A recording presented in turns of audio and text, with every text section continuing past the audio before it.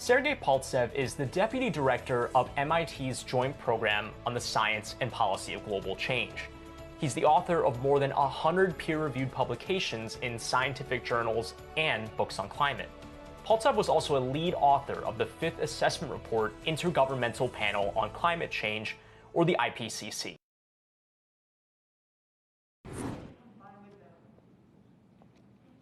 I'm Brian Cheung with Yahoo Finance. Thrilled to be joined here by Sergey. Sergey, happy Monday. Yeah, happy Monday to you. I want to start off this conversation with the big UN climate change conference in Glasgow kicking off this weekend. You know, it feels like this is a big one, this being the Biden administration's really first chance to show the United States position on climate with the administration's changing. And Sergey, you'll be there at the event, so I'm wondering what you're expecting out of that meeting that starts this weekend. Indeed, that's an extremely important conference, and indeed the expectations are high. And my hope that the United States is going to be back on the table and it's going to show its leadership that they are back in Paris, they are committed to these targets, and hopefully they will have these solid plans to show how they are going to achieve those announced targets of reduction 50 to 52% in 2030. And as you might be aware, currently the specific is lacking, but it will be interesting to see what the current administration is going to come up with in order to justify what they are going to do to reach this target of the emission reductions. It's not only about the US leadership. Europe already is showing leadership if they are fit for 55% reduction and to the climate neutrality goals by mid-century. But also China, India, other places are extremely important for the success of this conference. So I'm really looking forward to that. Now, Sergey, as you mentioned, it's not just the United States that's the focus here, but what is interesting is that the heads of states of Russia and China, Vladimir Putin and Xi Jinping, won't be there at the conference this weekend. How significant are Russia and China to these discussions, especially as that transition appears to be the majority of the case for the 197 or so countries that will be attending? Not having those two nations there is kind of a big statement, is it not? Yes, it is. Indeed, especially China, because China is the largest emitter. And so the whole world is looking at how serious is China, and especially looking at the current energy crisis in China. Well, I wouldn't call it crisis. I shouldn't call it crisis, but a lot of challenges with energy access in China. It will be very important to see how they are going to go forward, how they are going to stay committed to their declared target. As you may be aware, they have declared by 2060, it's going to be carbon neutral China. So in other words, all greenhouse gases are going to be eliminated or compensated, so net zero target. And extremely important for the rest of the world to make sure that China is in, because, well, that's such a big player.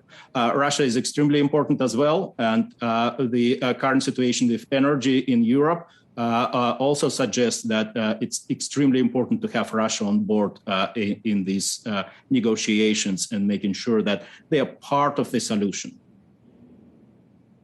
So let's zoom out from China and Russia, but drill into the actual topic of net zero emissions, which we know is part of that Paris Agreement. And what makes COP26 so significant is that this is really the first time since the Paris Agreement was signed that they'll kind of have more substantial discussions about exactly how to do that. Now, the shift to net zero is going to be a pretty dramatic shift, is it not? Is there a risk of disruption at a macro scale, not just to financial markets, but to the global economy with a big turn like that? Exactly. And that's why I'm really happy that you are bringing this point. So we at MIT at the Joint Program are currently exploring these financial risks. And so, there are two sides of these risks. There are physical risks. So what is going to happen when we see more and more extreme events, when we will see extreme temperature, fires, droughts, flooding. So these needs to be taken into consideration and how they might affect the financial stability.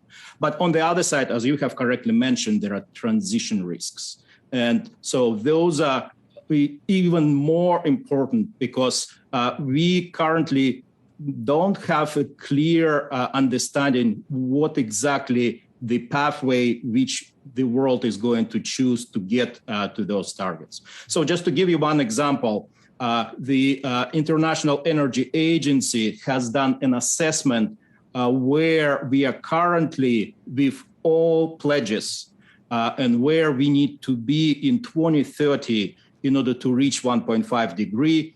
And there is the gap, there is so-called ambition gap of about 12 gigatons. So we are short of 12 gigatons of needed reduction currently. And that's comparing with the pledges. And if you're going to take a look at the pledges and the actual policies which are on the book in countries, well, that's another gap of about 2.6 gigatons. So we are nowhere near where we need to be on the trajectory for 1.5. And that is going to bring a lot of attention from the financial community to try to understand, well, what is for real, where we are going to get. If we are not going to reach 1.5, what is the probability? What are the actions from that? Or are we, if we are going to reach that, at what date? And so the way how we see that, there is another danger that if we are going to overshoot that 1.5 target, we need to make sure that we can weigh that this is not that we are going to lose all the battles. Every emission counts, every emission reduction counts. And so we need to make sure that whatever company are doing are still trying to push as aggressively as possible, even though currently we are far from reaching those targets. Mm-hmm. Now, can we zone in a little bit more on the financial side of things? We know that banks and other types of financial services companies are really kind of the heartbeat of where the financing goes. And we know that with the shift to net zero, that ESG has really emphasized the need to make this type of shift. But in the interim, as you mentioned, that transition risk has been flagged by financial regulators, at least here in the United States. There was a pretty meaty report from the Financial Stability Oversight Council. It's kind of the Justice League, if you will, of financial regulators that are trying to figure out what the best way to assess these climate-related risks are. The report details things like having increased data collection and more regulatory disclosures from the private sector with regards to these things. Is that going far enough? Because there are some progressive groups that are saying, honestly, maybe regulators should be doing more to ensure that transition happens. Indeed, as you have correctly mentioned, it's not just the financial departments and financial regulators, financial institutions. Similarly, probably you're familiar with the reports from the defense, reports from intelligence, which also state the same urgency that we need to make sure that we are taking those risks into account. And indeed, that report on climate-related financial risk, which is led by the Treasury, but also has many other agencies on board, so Fed, Security and Exchange Commission, and many other agencies, is paving the very important path where we need to go. It's important to note that that report is not exhaustive, and that's not the final word, but that brings a lot of very concrete recommendations. So that report has, if I'm not mistaken, about 40 different recommendations, which broadly helping the institutions how to find the path in order to make sure that those financial risks are taken into their account. And we at MIT are working with several financial institutions. So, for example, we have a project with Bank of Canada where we are doing exactly that, where we're trying to use scenario analysis to quantify the risks. And I can tell you kind of my own view when we are going to be serious. Well, when these companies would be willing to make sure that they have enough resources to understand that risk, to assess that risk. And when they're going to do put in a lot of resources to evaluate that, I would see that, yes, indeed, we are serious. It's not just a cheap talk, but there is action as well. And that's what is needed, not just the pledges, but the action plan. how would you grade the overall global approach to these types of things? Because just to use the example of the FSOC report, this is the first step, if you will, for United States financial regulators to figure out a framework for the best way to assess these types of risks. But it's 2021, and we know that some of these other greenhouse gas targets that are being set at an international level are really not that far away from now. So do you feel like they're behind the ball here? And I'm not just talking about the United States regulators, but regulators around the world, fiscal agencies as well. How fast are they getting to this, or how slow are they getting to this? Well, look, many regulators, the financial regulators are on board. So there is the Network for Greening Financial System. So again, many banks which are leading that. And so Bank of France, Bank of England, Bank of Canada, which I've mentioned, South African Reserve Bank. So they are watching that closely, and they are really trying to understand how to do a stress test. Because we don't want the repeat of the crisis of 2008. And that's why we see that as an emerging threat. So, and I think that's the right way to put that. It's an emerging threat.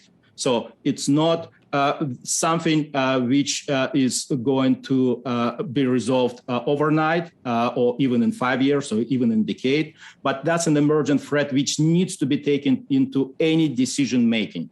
And so that risk, both on the physical side and transition side, needs to be taken into any company's policy, any company's annual report.